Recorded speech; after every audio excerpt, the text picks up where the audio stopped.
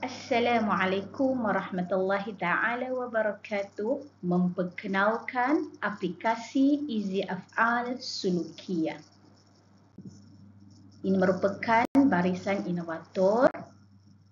Aplikasi ini merupakan satu inovasi yang dibangunkan bagi membantu guru pelatih pendidikan Islam serta guru bahasa Arab menulis objektif pembelajaran dengan tepat, merancang aktiviti dan mempraktis lughatul fas dalam PDP.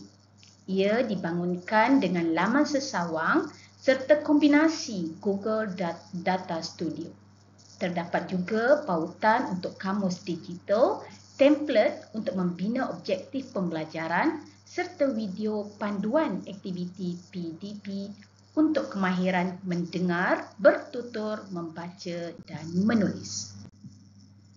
Berikut adalah pautan bagi kamus digital, dan ini merupakan paparan muka hadapan kamus digital, cara penggunaan, dan ini merupakan contoh carian af'al sulukiyah, dan ini merupakan template TMOP, dan ini merupakan pautan DSKP.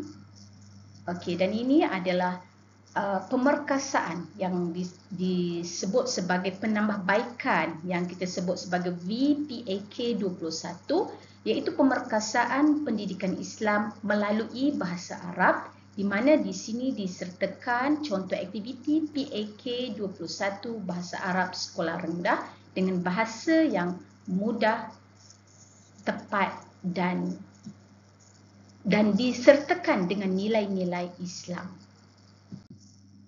Dan ini merupakan contoh penulisan objektif pembelajaran untuk DSKP yang disertakan. Yang ini ialah contoh untuk kemahiran al-istima'.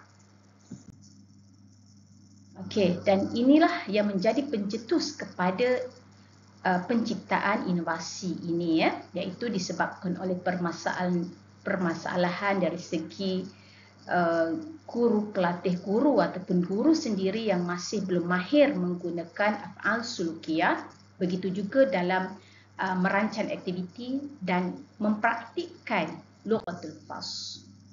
Dan ini merupakan objektif.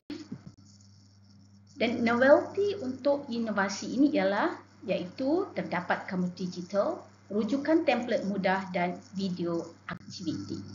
Dan ini insya-Allah sumbangan kepada inovasi ini iaitu ketepatan dalam membuat objektif, alat untuk menyimak dan panduan kepada GPPI dan guru bahasa Arab. Dan insya-Allah ini merupakan potensi untuk pengkomersialan.